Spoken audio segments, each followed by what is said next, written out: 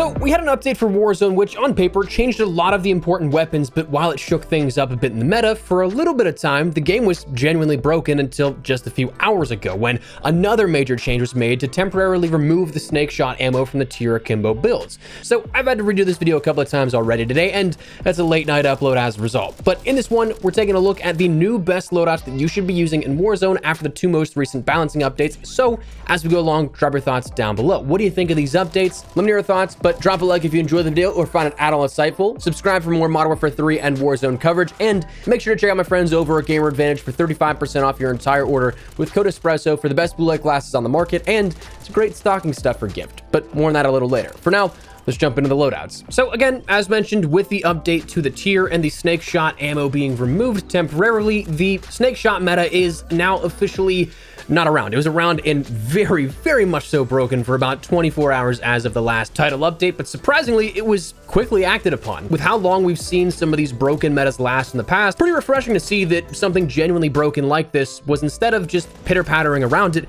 it was just entirely taken out of the equation. Definitely nice to see. Now, beyond that though, what other weapons can we look forward to? First and foremost, to me, now one of the best weapons after the most recent adjustments is the Pulemyot 7.62. This is insanely easy to manage, insanely easy to control in terms of recoil, and it fires darts, man. Like, it is insanely powerful and very easy to use again. This, firstly, I'd recommend the base of the aftermarket part of the Annihilator bullpup kit, that giving you more mobility to handling, rate of fire, aim down sight speed. It makes it something that does sort of contend with that rifle play. But then you realize this is an LMG. It's got a ton of power behind it. After that, I'd recommend running the Jack Annihilator long barrel. Then I'd run the Spitfire suppressor, along with the Bruen heavy support grip, and finally, the Eagle's Eye 2.5x optic. For me, this thing is just insanely easy to use. As we talked about in our first top 10 loadout video last week, right after the launch of season 1, well, it's insanely easy to control. It has the mobility with this conversion kit of that of a rifle, but packs that punch of an LMG in terms of damage. So you can't go wrong here at this one. Definitely would recommend that. Next, the other weapon that I've been playing around with a lot as of the last day and a half or so since the update dropped, and by the time this video goes live, is that of the KATT Eradicator. This, the LMG meta absolutely is back. We're gonna hit on all 4 of the main LMGs. The only one that I don't really think is really noteworthy is the Holger 26, but the Eradicator, the Bruen, the DG56 LSW, they're all great contenders. Again, I still think the PKM is just slightly above this, but the Eradicator is a great one for close to medium range as well. For this, I'd end up recommending the Conquer long barrel, the Spitfire suppressor, the FSS combat grip, and the TAC Vert core stock, along with the Bruen heavy support grip or the FTAC SP10 angled grip. This, honestly, you really want to end up using this for control. You can end up tossing on an optic if you want, sacrificing one of either the stock or the rear grip. I'd recommend the rear grip first and foremost to get rid of something. But when it comes to the underbarrel, it's really all about what you want more of. If you want more vertical recoil, you can just pull down on your right thumbstick while aiming, and it makes it a little easier to manage. You want that FTAC SP10 angled grip because it mitigates more of the horizontal recoil. But if you don't mind the horizontal kick and you want a tighter vertical spread, the Bruen heavy support grip is what you should run here with this. So it really comes down to what you feel comfortable controlling and what you think you can manage the best. But honestly, I don't mind the old Scar iron sights here for the optic. Those are totally fine with me, so I can kit this fully for control if I want to, but you can't end up tossing on an optic. I think some of the gameplay you'll see I actually did, because I was going back and forth and experimenting with it, but had a lot of fun with the KATT Eradicator. Next, the BAS-B is still incredibly good. Yes, it did get a little bit of a nerf here at this, but honestly, it just makes it something that's a bit more of a more skilled weapon than it was before. Again, still very easy to use, I think, here, and something you can secure kills with.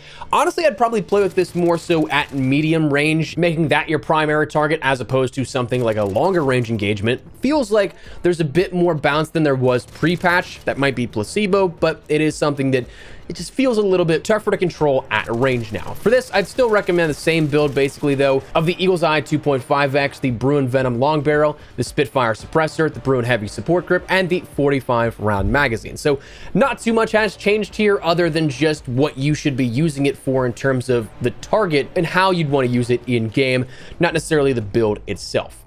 Then beyond that, the Bruen, of course, is still a very solid weapon, as we talked about.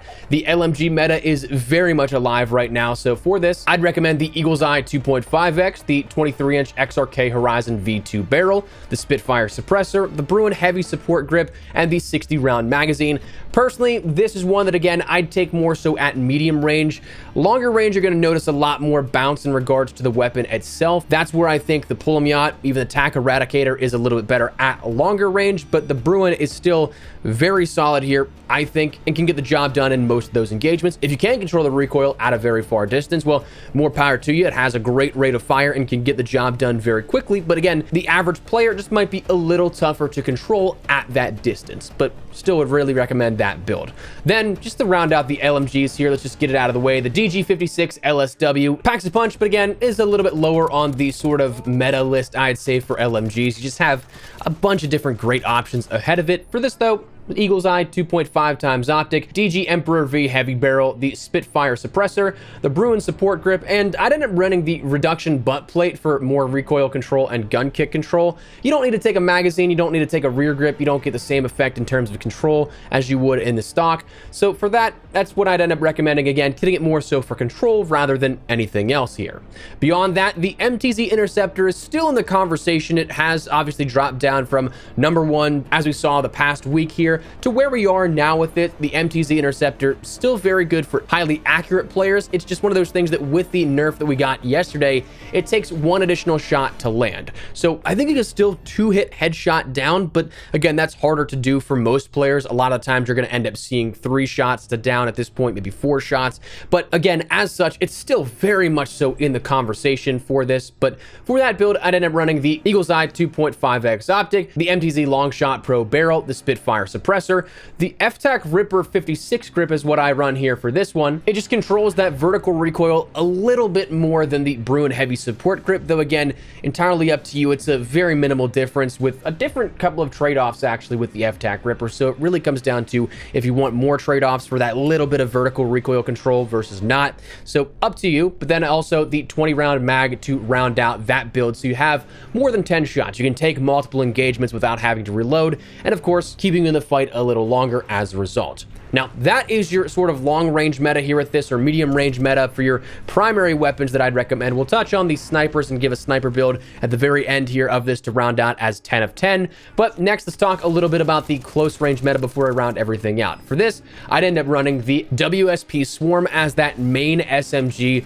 Just the fire rate, the damage potential that it has, it's just something you want to run as that secondary. I would recommend, again, if you actually think you have a chance against the snake shot meta. This will absolutely, I think, be the best SMG outside of the snake shot meta when that's either inevitably nerfed, removed, whatever the case. Whenever things get back to normal with the snake shots, then I think this will be the top SMG or top dog in the close quarters meta. For this, I ended up running the Reckless 90 long barrel, the Lacerda compensator for horizontal recoil control, gun kick control, and vertical recoil control, the Bruen heavy support underbarrel, the 50-round magazine, and the Fortress heavy stock for added control there as well. Very mobile weapon, very fast firing weapon, and it will just shred through enemies up close. But again, just know what you're going up against in terms of that close quarters meta currently. Keep it in the back of your mind, have it in your back pocket perhaps, but that's the second best close quarters weapon, I think.